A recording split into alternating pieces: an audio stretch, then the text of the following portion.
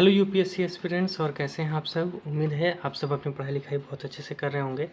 चलिए, आज का जो हमारा टॉपिक है वो है जीएस पेपर 3, और इसमें हम लोग तीसरे सेशन में आगे बढ़ेंगे।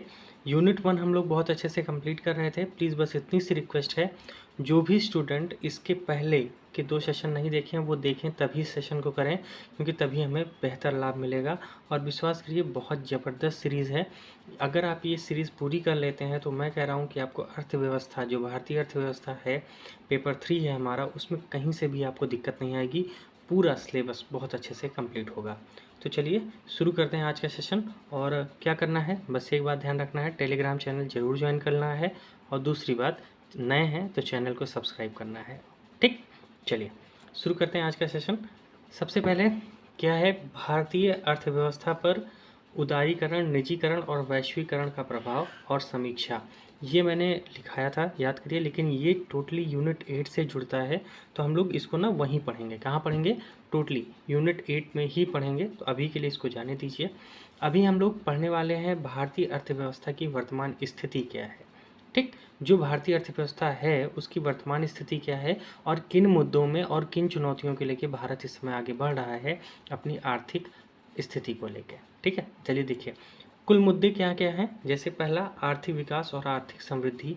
इसका क्या मुद्दा है? देखो, दोनों को साथ में ही लेके पढ़ना है, और दोनों एक ही चीज़ है, बस बहुत माइनर सा डिफरेंस है जो हमने पहले ही सेशन में डिस्कस कर लिया था। ठीक, तो याद रखिएगा, कहीं भी लेकिन दोनों को बारे में आपसे पूछेगा तो आप बता दीजिएगा, नहीं तो दोनों के मुद्दे सेम हैं। ये बात बिल्कुल नहीं है कि दोनों के मुद्दे अलग हैं, दोनों के मुद्दे सेम हैं, इस बात को ध्यान रखिएगा।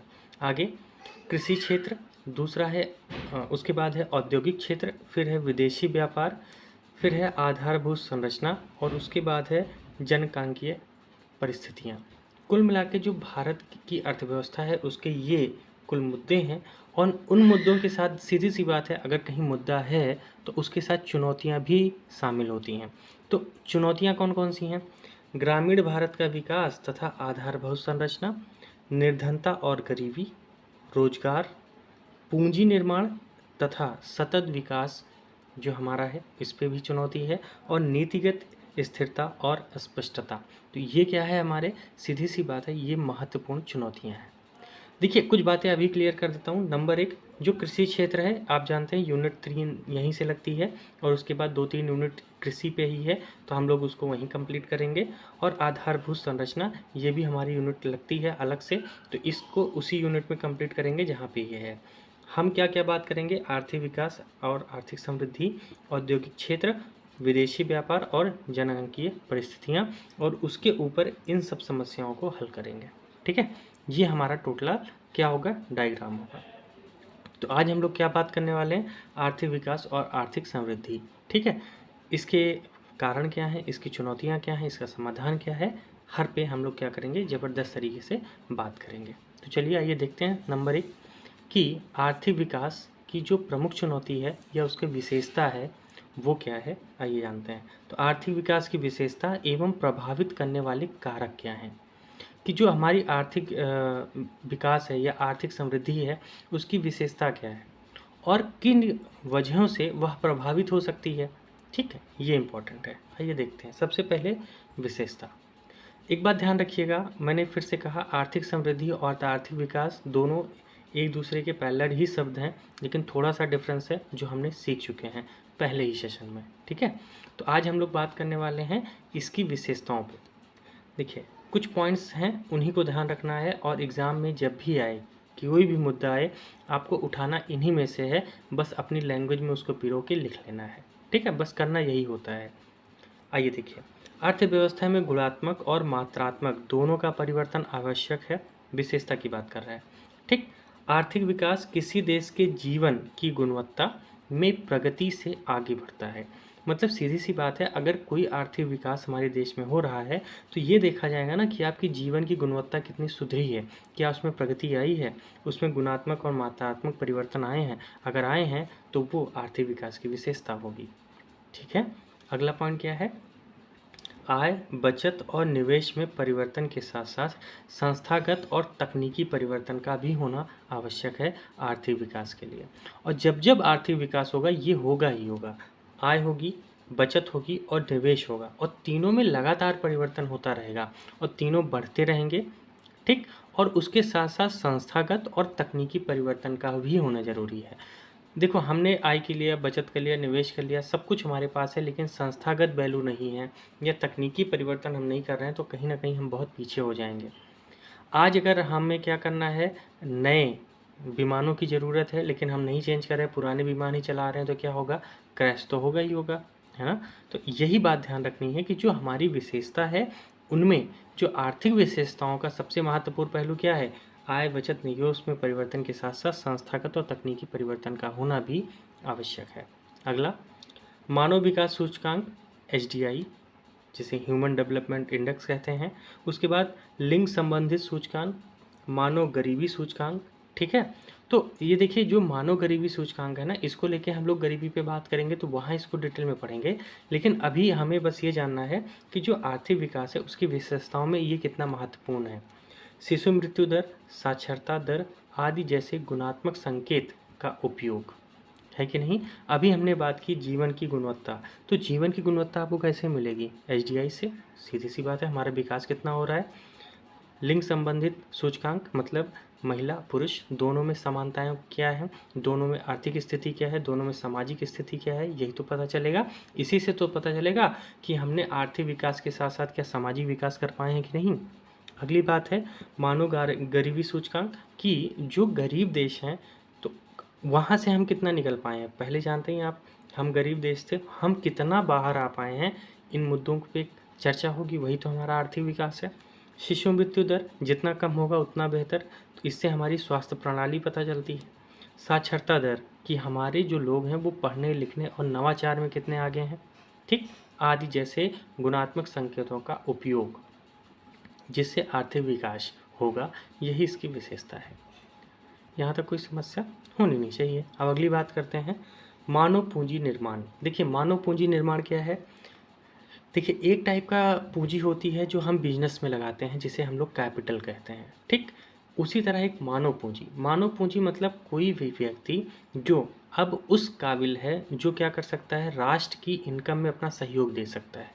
जैसे कोई डॉक्टर, जैसे कोई इंजीनियर, जैसे कोई CA, जैसे कोई टीचर, जो क्या कर रहा है, अपने जो उसका कौशल है उसका प्रयोग करके राष्ट्र की वृद्धि में सहयोग कर रहा है, उस व्यक्ति को कहेंगे मानव पूंजी। ठीक है, इस बात को ध्यान रखिएगा। ये हमेशा औपचारिक, एक होता है औपचारिक संगठन, एक होता है अनौपचारिक संगठन, तो ये औपचारिक संगठन से जुड़े होंगे। अनौपचारिक जो संगठन है, जैसे हम कह सकते हैं जो मजदूर हैं, क्योंकि वो उन्हें कोई भी काम मिल जाए, वो रोज़मर्रा के पे काम करते हैं, उनको कोई कौशल नहीं है या फिर कोई कुशलात्मक कार्य उनके पास नहीं है, जिससे वो क्या कर सकें, एक संस्थागत निर्माण कर पाएँ, तो ऐसे व्यक्तियों को मानव पूंजी नहीं कहा जाएगा। ठीक। तो हमें ज़्यादा से ज़्यादा क्या करना है, मानव पूंजी लाना है। इसीलिए ज़्यादा से ज़्यादा इंस्टीट्यूशन खुलेंगे, ज़्यादा से ज़्यादा शिक्षा का प्रवाह होगा, तो हम मानव पूंजी ज़्यादा विकसित कर पाएंगे और जो कार्य होगा हमारा वो बेहतर होगा। इसीलिए साक्षरता बहुत इम्पॉर्टेंट है। अगर व्यक्ति साक्षर है तो वो मानव पूंजी बनने की कोशिश ज़रूर करता है। अगली बात करते हैं असमानता में कमी, जीवन की गुणवत्ता में सुधार, यही क्या है, हमारे आर्थिक विकास की मूलभूत बातें हैं, है ना। अगला, प्रति व्यक्ति उपभोग का स्तर आर्थिक विकास का सर्वोत्तम मापदंड है। अब देखिए, ये पॉइंट ना आपको लिखना ही लिखना है। जब भी आपसे ये पूछे कि आर्थिक विकास की विशेषता क्या है या आर्थिक विकास की बात की जाए, तो आप बताएंगे प्रति व्यक्ति का उपभोग का जो स्तर है ना, वही आर्थिक विकास का जो सर्वोत्तम मापदंड है। जैसे मान लेता हूँ, आज से 5 साल पहले किसी के घर की स्थिति अच्छी नहीं थी, तो वो दिन के मान लेते हैं 50 रुपये खर्चा कर रहे थे और उसी 50 में 5 लोगों का पेट भर रहा था। आज वही लोग क्या कर रहे हैं, 100 की जगह 50 की जगह 500 रुपये खर्चा कर रहे हैं, है ना। वो फैमिली उतनी ही है या फैमिली बढ़ी भी है, लेकिन उस स्तर में नहीं बढ़ी है जितने में इनकम बढ़ी है। तो वो क्या कर रहे हैं, उपभोग ज़्यादा करेंगे। उपभोग ज़्यादा करेंगे तो क्या होगा, हमारी मांग ज़्यादा बढ़ेगी, मांग ज़्यादा बढ़ेगी तो सप्लाई ज़्यादा होगी, और सप्लाई ज़्यादा होगी तो क्या होगा, पैसे ज़्यादा आएंगे, और इससे क्या होगा, आर्थिक विकास होगा। तो सबसे बड़ा इम्पोर्टेंट क्या है, जैसे आज ही आप ही देख लीजिए, क्या आज आपसे 10 साल पहले आप जो उपभोग कर रहे थे, क्या आज आप उससे ज़्यादा कर रहे हैं? नहीं, बिल्कुल कर रहे हैं। तो कहीं ना कहीं जो आर्थिक विकास है वो बहुत ज़्यादा डिपेंडेंट होता है उपभोग पर। अगर उपभोग ही नहीं है तो विश्वास करिए कहीं पर भी क्या होगा, बोलिए ना, वहाँ पे आर्थिक विकास संभव नहीं हो पाएगा। एग्जैक्टली समस्या कहाँ थी, जैसे मान लीजिए कोरोना काल था, जो कोविड पीरियड बीता उसके अंदर मांग बहुत कम हो गई, क्योंकि सब जगह मंडियाँ बंद थी, सब कुछ बंद था, सभी इंडस्ट्रीज ठप थी। इससे क्या हुआ, डिमांड कम हुई। डिमांड कम हुआ तो देखिए ना, सभी व्यवसाय क्या हुए, धराशायी हो गए। यही होता है। तो प्रति व्यक्ति उपभोग, it is the most important, आप लिखिएगा, सर्वोच्चतम मापदंड है। अगली बात करते हैं, यह सतत प्रक्रिया दीर्घकालीन गुणात्मक सुधार करता है। क्या, आर्थिक विकास। अगर आर्थिक विकास हो रहा है आपका तो क्या होगा, ये सतत प्रक्रिया है, दीर्घकालीन और गुणात्मक सुधार पे ध्यान देता है। ठीक है, देखिए मात्रात्मक क्या है, समृद्धि, और गुणात्मक क्या है, आर्थिक विकास। लेकिन पॉइंट आपको सेम ही लिखने हैं। तो आप जब भी अगर आपसे समृद्धि पूछा है तो यहाँ क्या लिखेंगे, गुणात्मक और, बोलिए ना, गुणात्मक और मात्रात्मक। हर जगह आप गुणात्मक और मात्रात्मक कर दीजिएगा तो समृद्धि से आप जुड़ जाएंगे। और सिर्फ गुणात्मक की बात करेंगे और मात्रात्मक की भी बात करेंगे तब भी तो आर्थिक विकास से आप जुड़ रहे हैं। तो सीधी सी बात है, कुछ ऐसा ही आपको क्या करना है, पैटर्न बना के आगे चलना है। ठीक है, यहाँ तक हो गया। चलिए अब हम लोग आगे बात करते हैं। अब ये पढ़ेंगे कि ये अर्थव्यवस्था जो हमारी है उसमें जो आर्थिक विकास है उसको प्रभावित क्या करता है, उसको मतलब ऐसी क्या चीज़ें हैं जो उसमें परिवर्तन ला सकती हैं और बहुत बड़े स्तर पे परिवर्तन ला सकती हैं। सबसे पहला ध्यान रखिएगा, जनसंख्या या श्रम। जनसंख्या क्या है, अगर जनसंख्या बहुत तीव्र विकास कर रही है, ज़्यादा तेज़ बढ़ रही है तो हमारे संसाधन कम पड़ जाएंगे, और संसाधन कम पड़ जाएंगे तो क्या होगा, जो आर्थिक जो विकास है वो रुक जाएगा। रुक जाएगा कि नहीं रुक जाएगा, तो क्या होगा, जनसंख्या के बढ़ने से या श्रम के ज़्यादा बढ़ने से, ध्यान रखिएगा श्रम भी लिखा है, अगर कहीं भी लोग ज़्यादा श्रमिक हैं तब भी क्या होगा, गरीबी की गरीबी बनी रहेगी, क्योंकि हम नवाचार नहीं कर रहे हैं, हर चीज़ खुद से ही करना चाह रहे हैं। तो इस बात को ध्यान रखना है, टेक्नोलॉजी के साथ श्रम होना अच्छी बात है, सिर्फ श्रम का होना कहीं ना कहीं अर्थव्यवस्था को प्रभावित करेगा ही करेगा। ठीक है, अगली बात, संस्थागत विकास या ढांचागत विकास, जिसे हम कहते हैं बुनियादी ढांचे का विकास, जैसे बेहतर परिवहन, औद्योगिक संरचना, अनुसंधान और विकास, और सामाजिक संरचना। ये क्या है, संस्थागत संरचना है, संस्थागत विकास है। अगर कहीं भी हमें कुछ बेहतर करना है, आज की गवर्नमेंट देखिए ना, वो क्यों गति शक्ति मिशन लेकर आई है, क्योंकि उसको बेहतर परिवहन, बेहतर औद्योगिक संरचना चाहिए, और उसके साथ साथ बेहतर हमारा जो मूल ढांचा है वो विकसित होना चाहिए देश का। इसीलिए क्या होगा, अनुसंधान, विकास, सामाजिक संरचना, हर चीज़ वृद्धि होगी।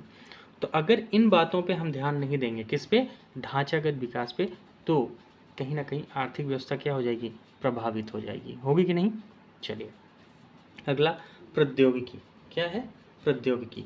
देखिए प्रौद्योगिकी मतलब क्या हुआ कि साइंस एंड टेक्नोलॉजी, जैसा आप जानते हैं, साइंस एंड टेक्नोलॉजी के होने से या ना होने से आप बताइए क्या प्रभाव पड़ेगा। सीधी सी बात है, हम आप जिससे जुड़े हैं ये भी टेक्नोलॉजी है ना।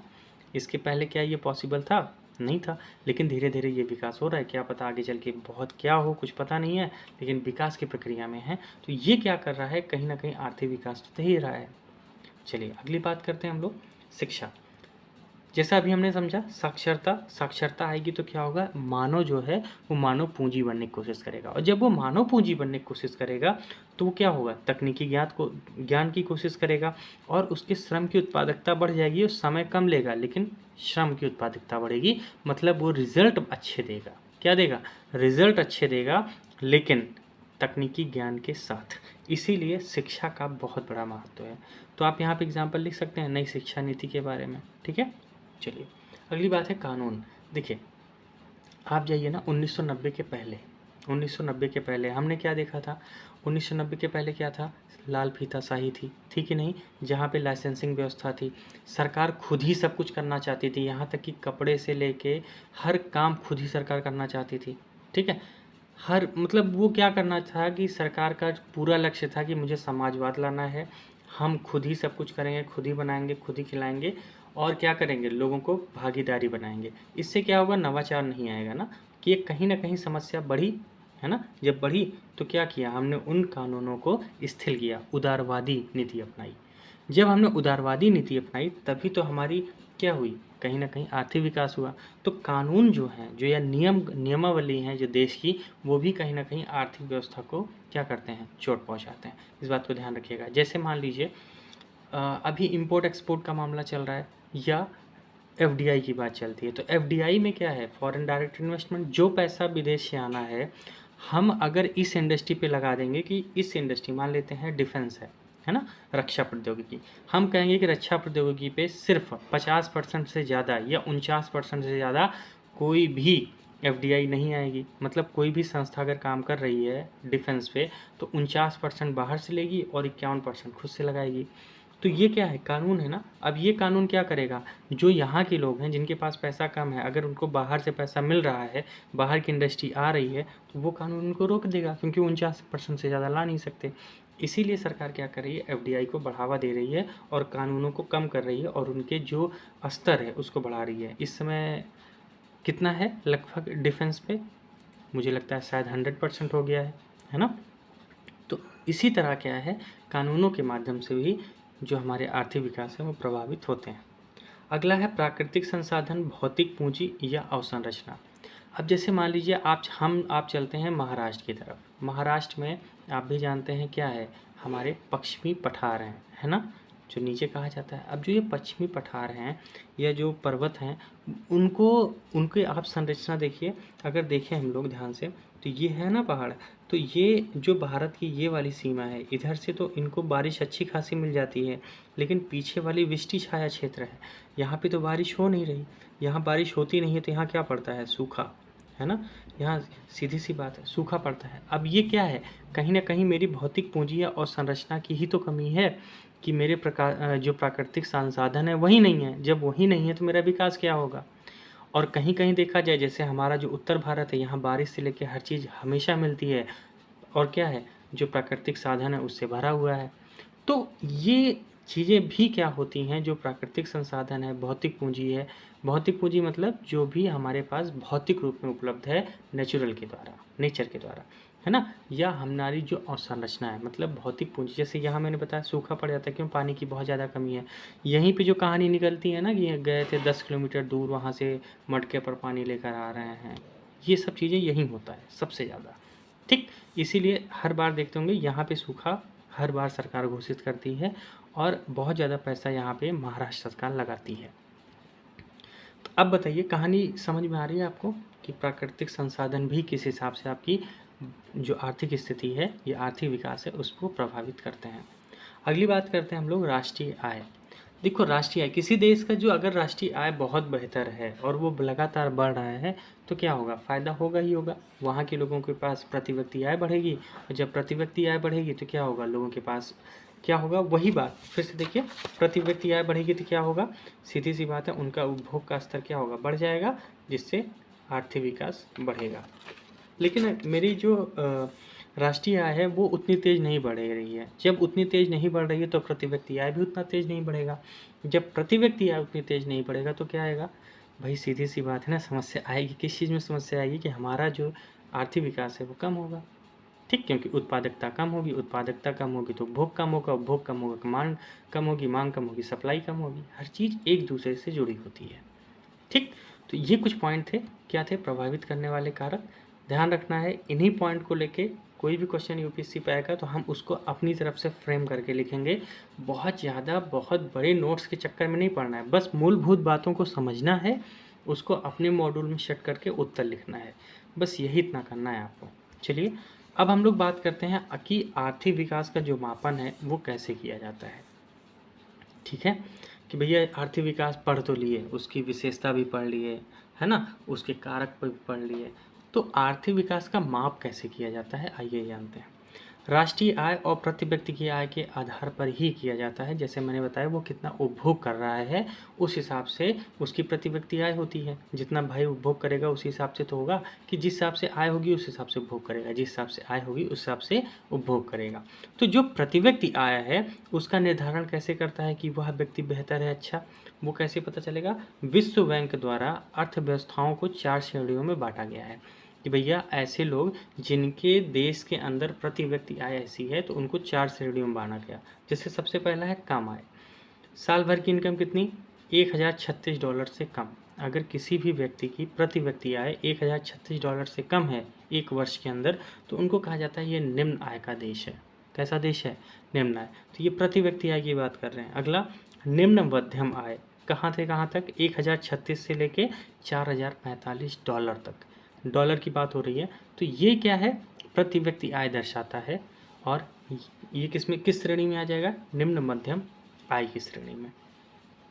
जब भी आपके पास है ना विकास के मापन की बात, तो आप इसको एज इट इज़ लिख के आइएगा। 2-3 लाइन में है, बढ़िया से क्या कर सकते हैं, एक बॉक्स बना के उसमें लिख सकते हैं नीचे डायग्राम के रूप में। अगला है ऊपरी मध्यम। ये क्या हो जाएगा? $4045 से लेके $12,535 तक। उसके बाद है उच्च आय, जो 12,535 से अधिक जिनकी आय है उन्हें उच्च आय वाले देशों में शामिल किया जाएगा। तो भारत की स्थिति क्या है? क्योंकि हमें तो अपने देश से मतलब है, तो हमारा जो भारत है वहाँ पे लगभग $1900 प्रति व्यक्ति आय नापी गई है। हम दूसरी कैटेगरी में आते हैं, निम्न मध्यम आय के क्षेत्र में। यहाँ तक कोई समस्या? ठीक है, मुझे तो नहीं लगता अब कोई समस्या हुई होगी। ठीक, हमने क्या क्या पढ़ा? हमने ये देखा सबसे पहले जो आर्थिक विकास है उसकी विशेषता क्या है, फिर हमने पढ़ा उसको प्रभावित करने वाले कारक क्या हैं। अब हम पढ़ेंगे कि जो आर्थिक विकास है उसके समक्ष क्या क्या चुनौतियाँ मौजूद हैं। इन चुनौतियों के बारे में हम लोग बहुत अच्छे से चीज़ों को समझेंगे। आइए देखिए, आर्थिक विकास के समक्ष उत्पन्न चुनौतियाँ। देखिए, सबसे पहली कुल मिला के यही 4 चुनौतियाँ आपको हमेशा ध्यान रखना, और इसी के बारे में, क्योंकि बहुत ज़्यादा लिखने का टाइम मिलता नहीं है और बहुत ज़्यादा उस समय सोच पाते नहीं हैं। जो बातें हैं उसको एकदम पकड़ के रखना है, बस भैया यही है हमारे पास और इसी में मैं बेस्ट करके आऊँगा। जैसे बढ़ी हुई मुद्रास्फीति, ये हमेशा रहता है, ये कहने की बात है भैया, हमेशा महंगाई बढ़ रही है। रोना आज से नहीं है, जब से देश आज़ाद हुआ है तब से है। तो ये सबसे बड़ा पॉइंट है भैया, महंगी बढ़ी हुई मुद्रास्फीति। लेकिन उसको हम साबित कैसे करेंगे? साबित करेंगे आर्थिक सर्वेक्षण जब हम लोग पढ़ेंगे ना, वहाँ से, मतलब जब हम लोग इकोनॉमिक सर्वे पढ़ेंगे वहाँ से इन पॉइंट को उठाएंगे। वर्ष 2021-22 के दौरान ऊर्जा, खाद्य और गैर खाद्य वस्तु और इनपुट कीमतों में आपूर्ति बाधाओं और वैश्विक आपूर्ति के कारण, जानते हैं बहुत सारी समस्याएं थी, कोविड के बाद स्थितियां बनी खराब हुई थी और आपूर्ति थी, बहुत ज़्यादा आपूर्ति बाधा थी और वैश्विक आपूर्ति थी।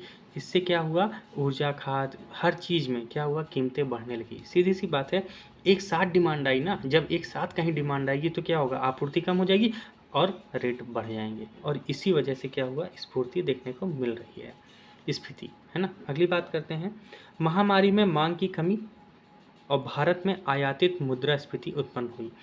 अब देखिए, आयातित मुद्रास्फीति का मतलब हो गया कि हमारे पास थी नहीं, मांग की कमी की वजह से हमें ज़बरदस्ती मिल गई है। हमारे पास तो सब कुछ था, मुद्रास्फीति हमारी थी नहीं, लेकिन हमें आई, आयातित है।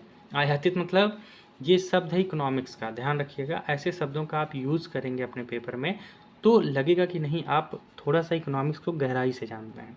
तो जब भी कोई सब्जेक्ट पढ़े ना, उनके कोर्स शब्द को यूज करना हमें आना चाहिए। ठीक, तो कोर्स शब्दों को याद रखिएगा, इसीलिए मैंने इसको इन्वर्टेड कॉमा में रखा है। भारत में जो मांग है वो कमी कब आई? महामारी में। इस वजह से क्या हुआ? हमने आयातित मतलब बिना मांगे हुए हमें मुद्रास्फीति मिली है। ठीक, इस बात को ध्यान रखिएगा। अच्छा ये बताइए, आर्थिक विकास के समक्ष मुद्रास्फीति हो गई, दूसरी सबसे बड़ी समस्या क्या होगी? पूंजी में अस्थिरता। अब देखिए, पूंजी में अस्थिरता का क्या मतलब है? हमेशा ये स्थिति बनी रहेगी। देश में क्या कभी किसी के पास पैसा ज़्यादा होता है? कभी नहीं होता, हमेशा कमी रहती है। तो क्या है, प्रमुख अर्थव्यवस्थाओं ने तरलता को वापस लेने की प्रक्रिया शुरू की। अब आज भी जानते हैं कि हमेशा क्या करता है जो क्या उसका अमेरिका का जो रिज़र्व बैंक है वो क्या करता है? हमेशा क्या करता है, इस समय रेट को बढ़ा रहा है, वो ब्याज की दर बढ़ा रहा है, जिससे तरलता कम हो रही है। इससे क्या हो रहा है? पूंजी में अर्थ क्या है? अस्थिरता है और रुपया की वैल्यू घट रही है ना, ये हो रहा है। रीज़न क्या है कि पूंजी की अस्थिरता जब जब रहेगी ना, तो क्या होगा? सीधी सी बात है, मूल्य में गिरावट होगी। किसके मूल्य में? रुपये के मूल्य में। ठीक, और दूसरा, भारत में बढ़ते आयात से भी भारत की विनिमय दर का प्रभाव पड़ा। सीधी सी बात है, हमेशा हम आयात में आगे हैं, तो इस बात को आप लिख सकते हैं कि पूंजी में जो अस्थिरता है उसके कारण यही है। अगली बात करेंगे रोजगार की। हमारे पास जानते हैं जनसांख्यिकीय लाभांश कितना है, 65%। ये क्या होता है जनसांख्यिकीय लाभांश? इसका मतलब यह है कि भारत की जो जनसंख्या है उसमें 65% लोग ऐसे हैं जो कार्यशील हैं, मतलब जो कार्य करने लायक हैं, और 35% जनसंख्या कैसी है, वो 60 से पार है, वृद्ध हो चुकी है, या अभी वो बालक है। ठीक, इस बात को ध्यान रखिए। दो होने तथा श्रम बल में भागीदारी कम है। क्यों कम है? क्योंकि हमारे पास श्रम बल में भले हमारे जनसांख्यिकीय लाभांश इतना है, लेकिन श्रम बल में भागीदारी उनकी कम है। इस वजह से रोजगार क्या है, चुनौती है। अगला, विशेषज्ञों के अनुसार कहा जाता है अर्थव्यवस्था बढ़ रही है, लेकिन पूंजी प्रधान अर्थव्यवस्था बढ़ रही है, श्रम प्रधान नहीं। इस वजह से भी रोजगार है। अगर श्रम प्रधान अर्थव्यवस्था बढ़ेगी तो क्या होगा, जो इनका भागीदारी है वो बढ़ेगी, वो नहीं बढ़ पा रही है। रीज़न क्या है? क्योंकि हम पूंजी में ज़्यादा इन्वेस्ट कर रहे हैं, विदेशी से पैसा लाओ लाओ लाओ लाओ, यही पे ज़्यादा हमारा ध्यान है। इसलिए श्रम क्या हो रहा है, धीरे धीरे कम, लेकिन आएगा श्रम। ठीक है, जब एक बार पूंजी प्रधान बेहतर हो जाता है तो श्रम की दिक्कत नहीं आती है, लेकिन उस चीज़ को लाने में, एक साइकिल घुमाने में थोड़ा टाइम लगता है। लेकिन अभी स्थितियाँ यही हैं और 2023 तक यही रहेगी, आपको यही लिखना है। समावेशी विकास, देखिए समावेशी विकास में क्या क्या समस्या आएगी, निर्धनता, बेरोजगारी, है ना। क्यों भैया? निर्धनता, अगर निर्धन व्यक्ति आगे नहीं बढ़ रहा है तो हम कहाँ सबके पास तक अपनी विकास को पहुंचा पा रहे हैं? सब, अगर बेरोजगारी ज़्यादा है तो कहाँ पहुंचा पा रहे हैं? समावेशी मतलब सबको लेके आगे बढ़ना ना। आगे, अपर्याप्त स्वास्थ्य और शिक्षा व्यवस्था। अपर्याप्त मतलब हमारे पास उतनी ज़्यादा शिक्षा स्वास्थ्य नहीं है। हमने कहाँ देखा ये बात? याद करिए कोरोना काल में क्या हालात थे। तो ये क्या हमें से इससे क्या पता चलता है कि हमारे पास जो शिक्षा प्रणाली है वो अपर्याप्त है, और स्वास्थ्य प्रणाली सॉरी, है ना, और शिक्षा व्यवस्था भी कमी है ना, क्योंकि हमारे पास मानव पूंजी बनने के लिए बहुत मेहनत करना पड़ता है। ठीक, तो उसके लिए आसानी होनी ज़रूरी है। दूसरा, पूंजी कमी, ये तो हमेशा रहती है, आप जानते हैं। तो समावेशी विकास में ये समस्या है। और पर्यावरणीय मुद्दे, पर्यावरणीय मुद्दे का मतलब कि जो भी मुद्दे इस समय चल रहे हैं उन मुद्दों में सबसे बड़ी समस्या क्या है कि भैया कहीं भी कुछ करना है तो हाँ, पर्यावरणीय मुद्दे लगातार, जैसा कि लगातार जान ही रहे हैं, बढ़ता आ रहा है। और जो यूनाइटेड नेशन की संस्थाएं हैं वो बहुत ज़्यादा एक्टिव हैं पर्यावरण को लेके। तो अगर हम पर्यावरण को देखें तो हम क्या कर रहे हैं, विकास नहीं कर पा रहे हैं। विकास देखें तो क्या कर रहे हैं, पर्यावरण नहीं देख पा रहे हैं। तो यही सब समस्याएं हैं जो समावेशी विकास के तहत उत्पन्न होती हैं।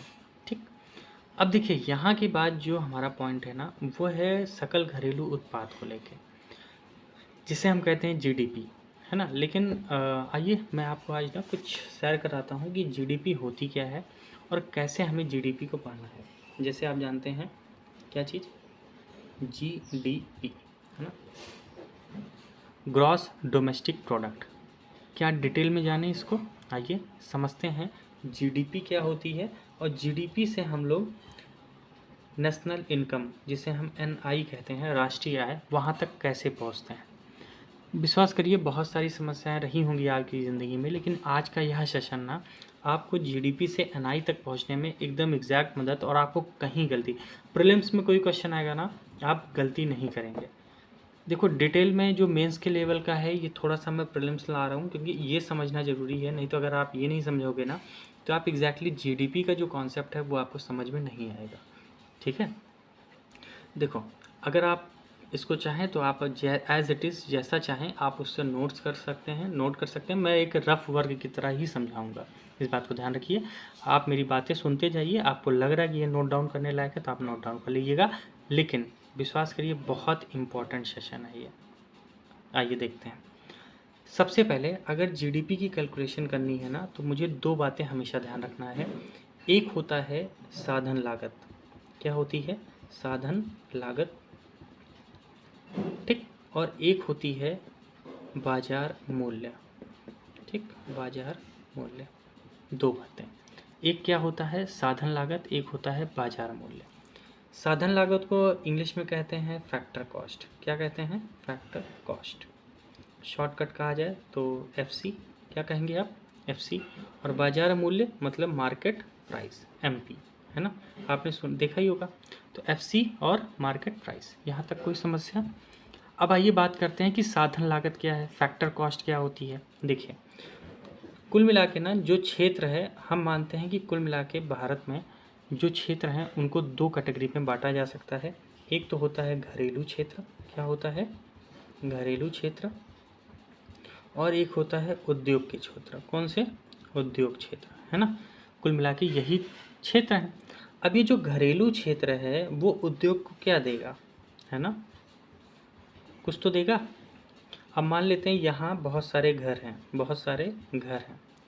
एक व्यक्ति ये है जो ए है, उसने एक उद्योग खोल लिया। क्या खोल लिया भाई, उद्योग खोल लिया। हमारे घरेलू क्षेत्र का ही तो कोई बंदा जाएगा जो उद्योग खोलेगा। हाँ सर ठीक है, समझ गया। तो इसको हम क्या बोलेंगे, उद्यमशीलता। क्या बोलेंगे, उद्यमशीलता। कि वह जो ए व्यक्ति है उसके पास क्या है, उद्यमशीलता। अब दूसरा एक व्यक्ति था, उसने कहा भैया ए, अगर आप उद्योग खोल रहे हो तो मेरे पास क्या है, भूमि है, मेरे पास क्या है, भूमि है, आप उसको ले लो और उस भूमि का हमें उपयोग करिए और हमें क्या दे दीजिएगा, उस पर आप रेंट दे दीजिएगा। क्या दे दीजिएगा, रेंट, है ना। मतलब जो भी उस पर खर्चा आएगा आप बस मुझे उस पर रेंट देते रहिएगा, सीधी सी बात है, उस पर मुझे किराया देते रहिएगा। अब बी आ गया, अब सी व्यक्ति आ गया। जो सी व्यक्ति ने कहा भैया उद्योग खोल रहे हो, मैं श्रमिक हूँ, मैं क्या हूँ, श्रमिक हूँ और मैं काम कर सकता हूँ। उसने कहा यार क्या बात है, उद्योग कर रहे हो, मुझे श्रमिक की ज़रूरत है, आ जाओ। अब ये क्या दे रहा है, श्रमिक, यहाँ पे श्रम कर रहा है लेकिन उसके बदले इसको क्या मिल रहा है, इसको मिल रही है आय, इसको मिल रहा है वेतन, इसको मिल रही है मजदूरी। श्रमिक में कौन कौन आएगा, श्रमिक में ध्यान रखिए कई टाइप के श्रमिक होते हैं, जो दिहाड़ी पे काम करते हैं और वैसे भी जो ऑफिस में काम करते हैं। यहाँ पे श्रमिक मतलब सब जितने भी लोग उद्योग में काम करेंगे, चाहे वो अपर कास्ट मतलब अपर लेवल का हो, लो लेवल का हो, मिडिल लेवल का हो, किसी भी लेवल पे आप काम कर रहे हैं उद्योग में, आप श्रमिक ही कहलाएंगे अर्थव्यवस्था के अंतर्गत। ठीक है, तो यहाँ उनको क्या मिलेगी, आय, और यहाँ इस भाई साहब को क्या मिला, रेंट। और उद्यमशीलता अगर ये करेगा तो अंत में क्या कमाएगा, प्रॉफिट कमाएगा कि नहीं, बोलिए ना, प्रॉफिट कमाएगा। अब एक व्यक्ति और बच आए, वो थे डी भाई साहब, है ना। डी ने कहा देखो सब कुछ ठीक है लेकिन मैं तुम्हें लोन दे सकता हूँ। क्या दे सकता हूँ, लोन दे सकता हूँ, मुझे मेरे पास इतने पैसे हैं। ठीक, तो ये क्या दे सकता था, पूंजी। क्या दे सकता था, पूंजी। या आप इसको डी को बैंक मान लो, क्या मान लो, बैंक। बैंक भी तो एक सोसाइटी का हिस्सा होती है, घरेलू क्षेत्र का या उद्योग का, आप कहीं से मान लीजिए। अब इसने क्या दिया, अब देखिए घरेलू क्षेत्र से उद्योग को क्या मिला, पूंजी मिली, उद्यमशीलता मिली, भूमि मिली और श्रम मिला। अब उद्योग से घरेलू क्षेत्र को क्या मिला, लोन मतलब पैसे मिले, मतलब इस पे क्या मिला होगा, ब्याज। क्या मिला होगा, ब्याज, ये इनकम मिली, प्रॉफिट मिला, रेंट मिला, आय मिला। तो अगर उद्योग क्षेत्र जब घरेलू क्षेत्र को देगा, जो पैसा देगा, क्या देगा, जो पैसा देगा वही पैसा ही क्या कहलाता है, साधन लागत। उस उद्योग का साधन लागत है क्योंकि वह साधन है उस उद्योग को चलाने के लिए। यहाँ तक कोई समस्या कि साधन लागत होती क्या है, फिर से बता रहा हूँ, घरेलू क्षेत्र के द्वारा जो भी चीज़ें दी जाती हैं, चाहे वो उद्यमशीलता है, भूमि है, श्रम है या पूंजी है, उसके द्वारा उल्टे में उद्योग जो उनको देता है, चाहे वो ब्याज है, चाहे आय है, चाहे रेंट है, मतलब एक तरह किराया हो गया, प्रॉफिट, कुछ भी जो मिल रहा है वो सब जो मिलता है उसी को कहा जाता है उस उद्योग का साधन लागत। यहाँ तक कोई समस्या, चलिए मेरे हिसाब से साधन लागत आपको बहुत अच्छे से समझ में आ गया होगा। अब बात करते हैं हम लोग मूल्य बाजार की। देखिए मूल्य बाजार क्या होता है, जिसे हम कहते हैं मार्केट प्राइस। जब भी आप कोई सामान लेने जाते हैं मार्केट पे, जिस रेट पे आप खरीदते हैं वही उसका बाजार मूल्य है, सीधी सी बात, इस बात को ध्यान रखिएगा।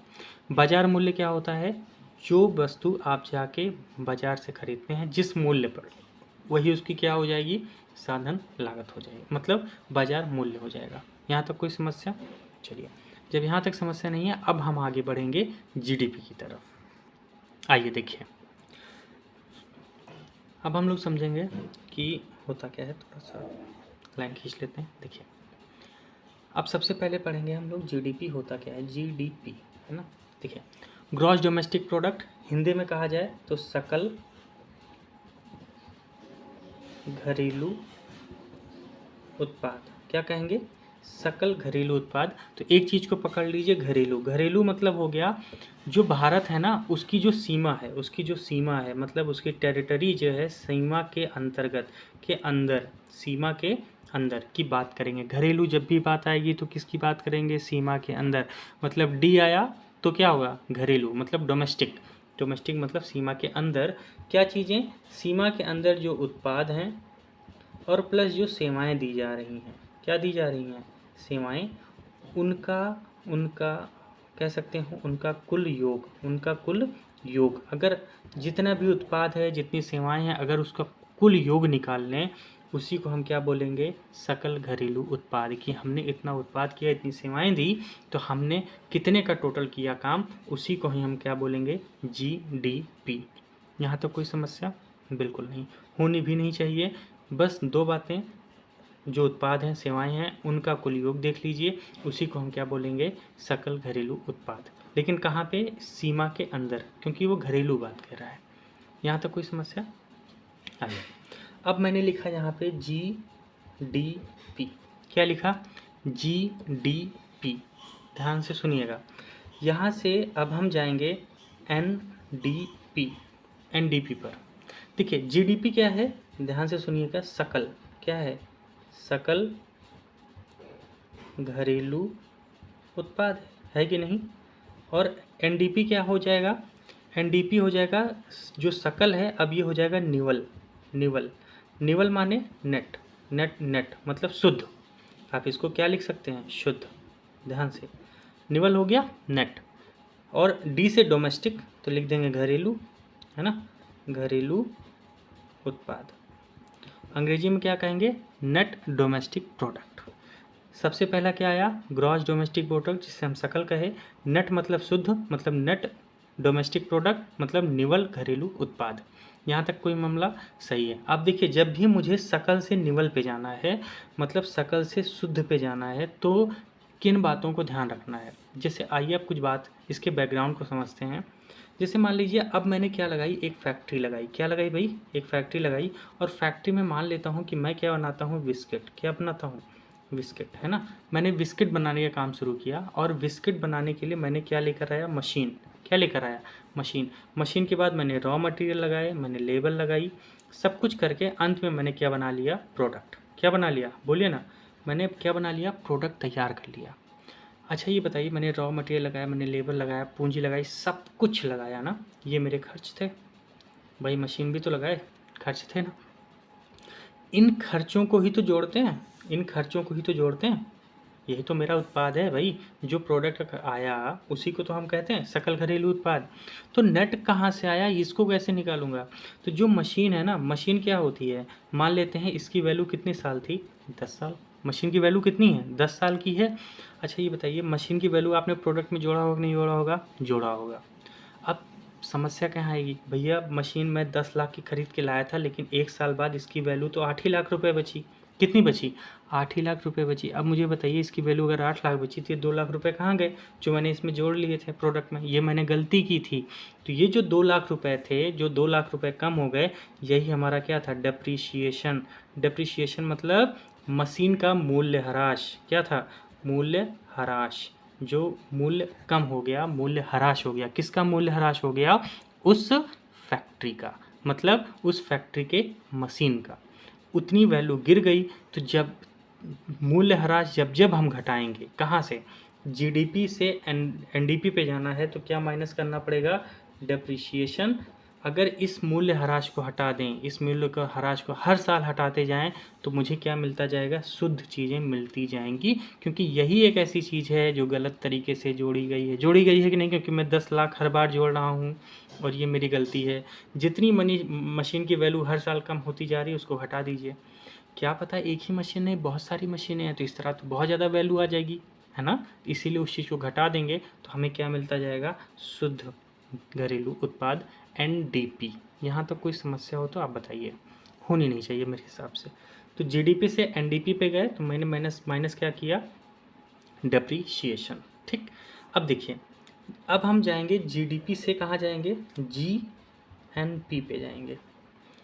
कहाँ जाएंगे, GNP, ग्रॉस, क्या लिखा है इसका मतलब, ग्रॉस नेशनल प्रोडक्ट। किस पे जाएंगे, ग्रॉस नेशनल प्रोडक्ट। ध्यान से सुनिएगा, ग्रॉस नेशनल प्रोडक्ट पे गए हम। अब देखिए जो ग्रॉस, अब यहाँ पे क्या था भैया, घरेलू बात थी, यहाँ तो राष्ट्रीय आ गया ना, नेशनल मतलब क्या होता है, राष्ट्रीय। अब पहले कहाँ की बात थी, सीमा के अंदर, अब यहाँ क्या करेंगे, राष्ट्रीय बात आ गया, तो अब हम घरेलू सीमा से बाहर जाएंगे। कहाँ से जाएंगे, घरेलू सीमा से बाहर जाएंगे। तो जब घरेलू सीमा से बाहर जाएंगे तो इसमें जीडीपी तो रहेगा ही रहेगा भाई, वो तो हमारी इनकम हो ही रही है। उसके बाद हम क्या जोड़ देंगे, NIFA, ये क्या है, शॉर्ट में ध्यान रखिएगा, नेट इनकम, क्या लिखेंगे, नेट इनकम फ्रॉम एब्रॉड। ठीक, एब्रॉड मतलब विदेशी, विदेशी, सॉरी, विदेशी शुद्ध आय, शुद्ध आय, है ना। अगर इस विदेशी शुद्ध आय को मैं जीडीपी में जोड़ दूं, शुद्ध आय मतलब, अब इसके बारे में बात करेंगे, वो तो बहुत डिटेल में चला जाएगा, प्रीलिम्स में उतना पॉइंट आप जो जाना नहीं चाहता हूँ कि शुद्ध आय क्या होती है, कई चीज़ें उसमें घटाना जोड़ना पड़ता है। लेकिन अभी ध्यान रखिए आप, मुझे क्या करना है, विदेशी शुद्ध आय को जोड़ना पड़ेगा किसमें, इस जीडीपी में, जो जीडीपी आया था ना सकल घरेलू, उसमें जहाँ मैंने विदेश को भी जोड़ लिया तो मैं क्या पहुँच जाऊँगा, GNP पे पहुँच जाऊँगा, ग्रॉस नेशनल प्रोडक्ट पर पहुँच जाऊँगा। यहाँ तक एकदम मामला क्लियर है, ठीक है सर, यहाँ तक मामला एकदम क्लियर है। अब आइए यहाँ पे, अब मैंने बात की कि भैया GNP थे हम लोग, अब GNP पे मुझे कहाँ जाना है, NNP पे, कहाँ पे जाना है, NNP पे जाना है, मतलब ग्रॉस ये था, है ना, ग्रॉस नेशनल प्रोडक्ट था ना, राष्ट्रीय उत्पाद। अब इसी राष्ट्रीय उत्पाद को हमें कहाँ ले जाना है, नेट पे ले जाना है, नेट पे, नेट नेशनल प्रोडक्ट, इसी पे तो ले जाओगे, है ना, नेट नेशनल प्रोडक्ट, इसी पे ले जाना है। अब मुझे बताइए, GNP से NNP पे गए, फिर ग्रॉस और नेट का मामला अटका, ग्रॉस मतलब सकल, और नेट माने, बोलिए ना, ग्रॉस मतलब सकल, तो नेट माने क्या हो जाएगा हमारा, एक तरह से निवल, यार हिंदी थोड़ा सा, है ना, निवल। अब सकल से निवल पे गए, यहाँ पे एक बात ध्यान देने वाली है, फिर से बात वही होगी, यहाँ से जाने के लिए हमें क्या करना पड़ेगा, डेप्रिसिएशन को घटा देना है ना। जब भी नेट पे जाएंगे इस बात को ध्यान रखना, जब भी भैया नेट पे गए क्या माइनस करेंगे, डेप्रिसिएशन, चाहे वो डोमेस्टिक वाली बात हो चाहे वो राष्ट्रीय वाली बात हो। NDP से मतलब GDP से NDP पे गए, शुद्ध पे गए, तब भी डेप्रिसिएशन माइनस किया। अगर GNP पे आए, GDP से GNP पे आए तो मैंने क्या जोड़ा, NIFA। अगर वही मैं कहाँ पे गया, GNP से NNP पे, मतलब नेट नेशनल प्रोडक्ट पे गया, तो क्या होता है वहाँ पे, क्या माइनस करेंगे, डेप्रिसिएशन। यहाँ तक कोई समस्या मुझे नहीं लगता होनी चाहिए। अब आगे हम लोग बात करेंगे नेशनल इनकम की, ठीक है, आइए देखते हैं। तो मैंने क्या निकाला, मैंने निकाला GNP निकाला, और GNP से हम लोग गए NNP पे गए, ठीक है, यहाँ तक कोई समस्या। और जब मैं यहाँ पे गया तो मैंने क्या कर दिया, डेप्रिसिएशन, मतलब जो हमारा मूल्यह्रास था, डेप्रिसिएशन, मैंने उसको घटा दिया। यहाँ तक कोई समस्या, चलिए। अब इसी NNP को ना, इसी NNP को अगर मैं कह दूं NNP एट FC, मतलब फैक्टर कॉस्ट पे अगर निकाली जाए, तो इसी को कहा जाता है NI, मतलब राष्ट्रीय आय। क्या कहा जाता है, राष्ट्रीय आय कहा जाता है। लेकिन भैया ये FC क्या है, यही तो बताना है, ये कैसे निकला। अब आओ देखो ध्यान से, मेरी बात सुनो, अपने आप मामला क्लियर हो जाएगा, ठीक है। देखिए, अगर मैं कहूँ, ध्यान से सुनिएगा, अगर मैं कहूँ GDP लिखा है, GDP लिखा है, FC क्या लिखा है, GDP FC, मुझे ये पाना है, तो मैं क्या करूँगा, जो GDP मेरी मार्केट प्राइस पे थी ना, मार्केट प्राइस पे, क्योंकि हर सामान तो मार्केट में बिक रहा है, तो मैंने कहा भैया जो मार्केट में सामान बिक रहा है उसमें से क्या करूँगा मैं, जो भी इनडायरेक्ट टैक्सेस हैं, मतलब अप्रत्यक्ष कर, अप्रत्यक्ष कर, जिसे हम लोग क्या बोलेंगे, इनडायरेक्ट टैक्स, टैक्स, उसको क्या करूँगा, जोड़ लूँगा और माइनस कर दूँगा सब्सिडी।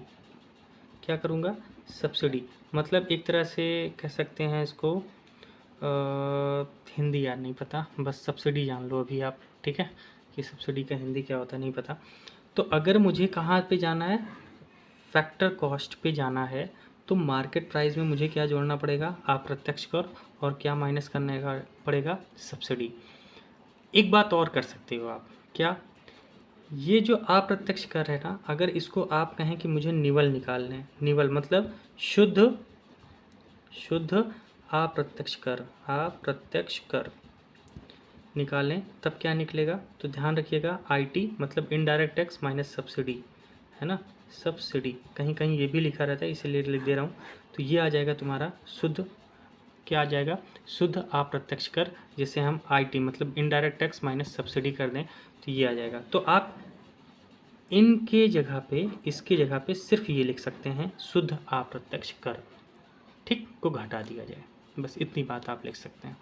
अब एक बात और ध्यान रखना है, अगर सर ये बताइए मुझे, मैं जीडीपी पे हूँ और जीडीपी एमपी पे हूँ, किस पे हूँ, एमपी पे, तब मुझे जाना है जीडीपी एफसी पे जाना है, फैक्टर कॉस्ट पे जाना है। याद रखना, इसी का उल्टा कर दो, तो क्या करेंगे भाई, माइनस कर दो इनडायरेक्ट टैक्स और प्लस कर लो सब्सिडी, उल्टा कर दो ना, सीधी सी बात है, उल्टा कर दो। यहाँ तक कोई समस्या। अब मेरे पास क्या था, मान लेते हैं एनएनपी था मार्केट प्राइस का, और मुझे जाना कहाँ था, एनएनपी एट फैक्टर कॉस्ट पे, यहीं तो जाना है। और जब भी मुझे जाना है तो मैं क्या करूँगा, माइनस करूँगा आईटी और प्लस कर लूँगा सब्सिडी। जहाँ मैंने किया तो मुझे क्या मिल गया, एनएनपीएफसी, यही क्या कहलाता है, नेशनल इनकम, राष्ट्रीय आय। यहाँ तक कोई समस्या, ठीक है। मुझे लगता है राष्ट्रीय आय तक हम लोग पहुँच गए। कुल मिला के क्या क्या समझे, आइए देख लेते हैं शॉर्ट में। सबसे पहले मैंने देखा जीडीपी क्या होती है, जीडीपी से मैं कहाँ पे गया, एनडीपी पे, नेट डोमेस्टिक प्रोडक्ट। जीडीपी से मैं कहाँ गया, जीएनपी से, और जीएनपी से मैं कहाँ गया, एनएनपी से, ठीक। एनएनपी ही मेरी राष्ट्रीय आय होती है, लेकिन ये किस पे निकाली जाती है, हमेशा फैक्टर कॉस्ट पे। याद रखना, यूपीएससी कितना भी आपको फंसाए, कहाँ पे, प्रीलिम्स में, ध्यान रखना, राष्ट्रीय आय हमेशा फैक्टर कॉस्ट पे, साधन लागतों पर निकलती है। दिमाग में भर लो क्या, कि भैया कभी भी राष्ट्रीय आय निकालूंगा तो किस पे निकलेगी, factor cost, factor cost, factor cost. लेकिन इस फैक्टर कॉस्ट पे पहुंचने के लिए तो मुझे क्या करना पड़ता है, इस मार्केट प्राइस में अप्रत्यक्ष कर को जोड़ना पड़ता है, सब्सिडी घटानी पड़ती है, तभी मैं कहाँ पहुँचूँगा, जीडीपी पे। सर ऐसा क्यों करेंगे, अप्रत्यक्ष कर होता क्या है, जीएसटी, है ना, जीएसटी जोड़ना पड़ेगा ना। और आज सब्सिडी, अगर सरकार ने कोई सब्सिडी दी है उसको घटा दो। अगर मार्केट प्राइस में भाई ऑलरेडी जुड़ा रहेगा ना, मार्केट प्राइस में इनडायरेक्ट टैक्सेस तो होते ही हैं। अब मान लेते हैं कि मैंने कहा भैया मार्केट में 10 रुपये की चीज़ बिक रही है ना, 10 रुपये की चीज़ है, तो मैं क्या करूँगा, मुझे अगर जीडीपी निकालना है तो मैं क्या करूँगा, इसमें जोड़ दूंगा जीएसटी की वैल्यू, भाई कितना चलो जीएसटी लग रहा है उस पर, सरकार ने क्या कोई मदद की, इसको घटा दो। जहाँ मैंने घटाया तो मैं कहाँ पहुँच जाऊँगा, फैक्टर कॉस्ट पे। बस इतनी बात ध्यान रखनी है, अगर आपने ये कर लिया तो आपको नेशनल इनकम मिल जाएगा। कभी एग्ज़ाम में क्या करेगा, ये क्वेश्चन में देगा तो हो सकता है आपको एमपी से शुरू करना हो, तो यहीं ये उल्टा हो जाएगा, ये माइनस हो जाएगा, ये प्लस हो जाएगा। अगर एमपी में दिया एफसी जाना है तो ये करेंगे, और एमपी से एफसी जाना है तो ये करेंगे। बस इतनी बात ध्यान रखना, एनआई आ जाएगा। एनआई हमेशा किस पे होता है, नेशनल इनकम हमारी फैक्टर कॉस्ट पे, इतना मत भूलिएगा, ठीक है। उम्मीद है ये सेशन आपको पसंद आया होगा। अगली बार हम समझेंगे जीडीपी निकालने के कितने मेथड्स होते हैं, उसके बाद हम ये समझेंगे कि 2015 के बाद भारत में कौन सी नए नियम के तहत जीडीपी निकाली जाती है, ठीक। ऑल द बेस्ट, पढ़ते रहिए, कल फिर मिलेंगे अगले सेशन में। आप सबका बहुत बहुत धन्यवाद, और प्लीज़ शेयर कर दीजिए यार, बस इतनी सी कर, है ना। चलिए, ऑल द बेस्ट।